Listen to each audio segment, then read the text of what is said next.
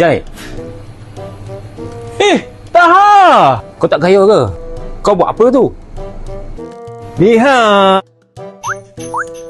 Banyak je, Jai. Ini semua shell point.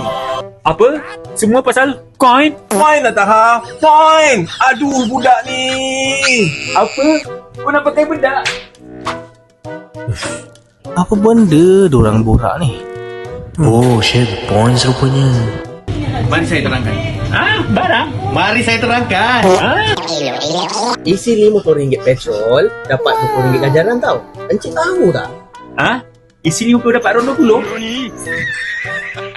Bukan RON 20. RM20 sebagai ganjaran. Oh, Ganjaran? Ganjaran bukannya haram lah, woy.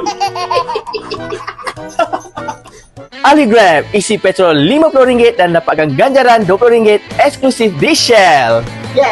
Untuk keterangan lanjut, boleh klik link di bio.